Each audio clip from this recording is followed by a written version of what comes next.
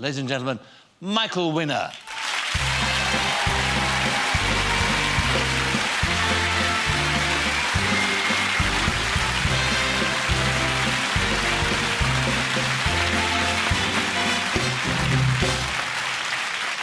Well, it's good to see you. I must say, it's good to be able to see you, because there was a fear not too long ago that you this might have been a posthumous interview.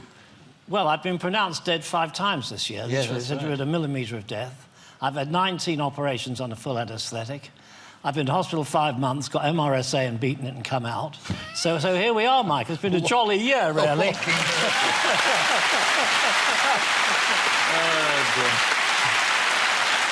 You're indestructible, really. But, I mean, tell us then, what happened? I mean... Well, I got actually one of the rarest illnesses in the world. Nobody knew about it. I had an oyster, which was a perfectly good oyster. But sometimes an oyster, if it particularly comes from warm water, picks up a little extra rubbish. All extra rubbish is in oysters. Geraldine had the same set of oysters. That's your fiancé? But because I'm my fiancé, Michael, yes.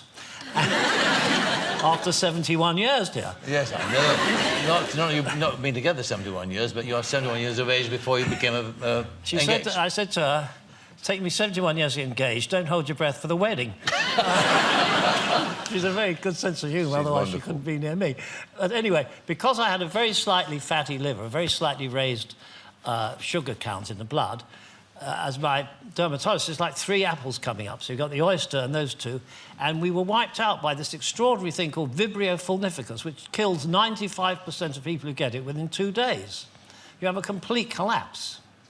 And suddenly, you know, you're a normal human being, and then you're not a normal human being, to put it mildly. But we've kind of come round. This happened when you were on holiday, in fact. It happened in Barbados. In Barbados. You'd just done the book we're here to talk about, and then all of a sudden, wallop, down you went. And then I was in the hospital in Barbados. They said, you're in Princess Margaret's room. I thought, that's encouraging. She died. And I must say, Sir Philip Green booked an ambulance plane, flew me back to the London clinic, where they all thought I would die, and at very least have the leg cut off. The senior surgeon said, why not just cut the leg off now? And, you know, save ourselves a bit of trouble. Anyway, here we are. Well, you're laughing at it now, but, I mean, was there a time when you felt suicidal? Oh, Michael, in the first 6 or 8 weeks, if I had a gun, I'd have shot myself. Really? But if you ask for a gun at the London clinic, they give you cornflakes. You know, it's very difficult to commit suicide on cornflakes. Well, when you say that you were... I mean, how near to death were you? What did they say? Oh, seriously, the surgeon said you were that close to death 5 or 6 times. Even on the way to the hospital in Barbados, they said to Geraldine, talk to him, get him back, he's floating away. Now, of course, you don't know when this happens. You know, you know, an angel does not appear. You didn't have a near-death experience? No, no. Nothing like that? No angel says, we've got a great place for you next to Marlon Brando and Burt Lancaster. You know? They tell you later, you nearly died. Well, what can you do? Oh, did they explain to you why they thought you didn't die? He said to me, you were that near to death 5 times. I said, then why didn't I die? He said, because you didn't want to. Well, that wasn't strictly true. I was looking for a gun. And what about the book itself, then, The Fat Pig Diet? Now, explain the title. Well, you know, I was a fat pig. For many, many years, I'd look in the mirror at this terrible bloated face, this enormous stomach, and I thought, you look really awful. And I tried every diet. You know, you have a lamb chop one day and you don't mix. They're impossible. These diets are ridiculous. Yes. I dieted between meals, as does everyone else. and then my dentist put on a cap that kind of half came. So in Barbados, I wasn't able to eat without some pain. And so Philip Green said, well, if it happened earlier, you would have been such a fat bastard. Which was quite true. So I'd started to lose a bit of weight. I thought, I'll carry on. Then, of course, you start to put it on again, because I can't do the exercise I used to do. My fiancé used to make me walk an hour every evening around the park and prod me with an umbrella if I didn't walk fast enough. So I can't do that anymore. She can't prod me to make me walk fast. So I have to diet even more now. But in this diet, you can eat anything. You can eat chocolate cake, bread, ice cream. You can eat anything on my diet, at all. It all adds up to 2 very simple words: eat less. I see. And preferably not in the evening, because what you eat in the evening sort of sticks. So you're not denying yourself any taste that you enjoy. You know, you don't have to eat these awful So salads. you all the time. order a 4-course meal, 3-course meal, but just eat half of it. And I eat, and they get very worried in restaurants. I bet you know, they as do I'm too. supposedly a critic.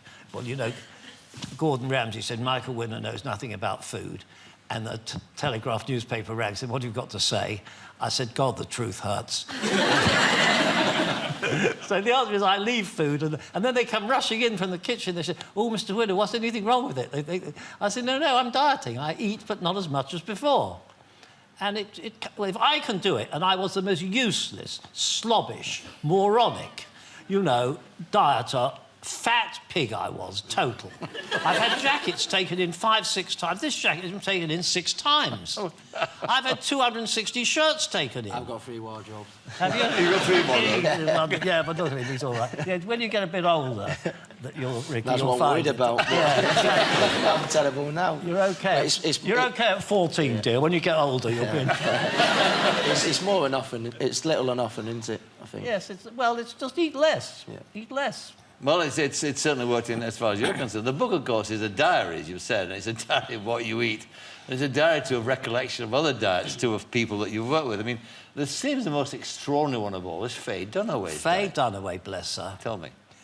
She takes her own plate to the restaurant, and she takes little scales about this high, and she takes the food that the restaurant serves her and scoops it onto her plate, which is now sitting on top of her scales. And she scoops the food off until the scales show the right measurement. And, you know, it works because she looks absolutely beautiful. Now, Brando, who was my dearest friend, Marlon Brando, very cheerful man in spite of rumours to the contrary. I mean, he dieted for me for a movie, and I can see him now sitting in the car, and he's just eating turkey meat. He lost a lot of weight. And then later on, as we know, he was unbelievably fat. Yeah, he got huge, didn't he? And he would phone me up. We spoke endlessly till almost the day he died. Say, "Michael, you know, I've lost 30 pounds now. I'm 30 pounds lighter." And then you speak to a mate of his who'd seen him 3 days ago. He hasn't lost anything at all. No. Exactly the same. Listen, we talked about you being engaged to the lovely Geraldine, right? Yes. After 71 years of bachelorhood, right? And now, I don't know if Geraldine's read this. I'm sure she has. But does she know that you're a forgetful lover? Why? Well, may I draw your attention to page 224 of Oh, your my book, God. The Fat Oh, Big my... Dad? Must you, Michael? And it says This here... could be a divorce. Went for dinner at St Alban. A lady came up and greeted me. I had no idea who she was. She went to sit nearby with another woman. I went over, "What's your name?" I asked. She said, "You should know I slept with you for a year." Very nice He girl. says, turns out she'd been an ex-girlfriend from whom I still have particularly warm feelings. Yes. Oh, I recognise it. Well, you know, Michael, 25 years people change. You still look bloody good, I must say. But, you know, people do come up to me and say that. I'd forgotten. You had forgotten. All right, it just slipped your mind. Well, Geraldine will take great comfort from that, I'm sure. And what's the other thing, too, that I read about you, that you've been negotiating with the London parks to be buried in a London park? Yes, you see, I was put up a National Police Memorial for the police in the Mall. You did? That is the first memorial to get in the Mall for 100 years. Believe me, that ain't easy. Took me 10 years to get them to I remember the do fight it. very well.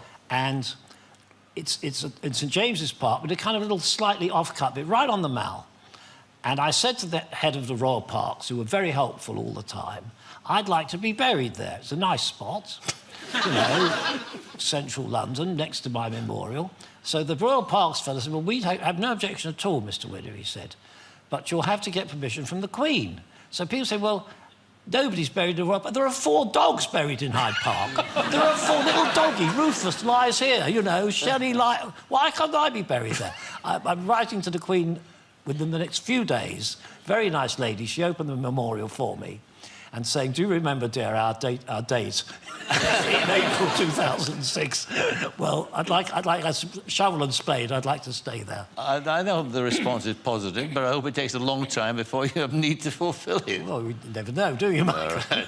Well, the book's interesting, The Fat Big Diet. It's as interesting as a diary as it is as a diet, actually. It's a fascinating insight into your extraordinary life. Michael Winner. Thank you.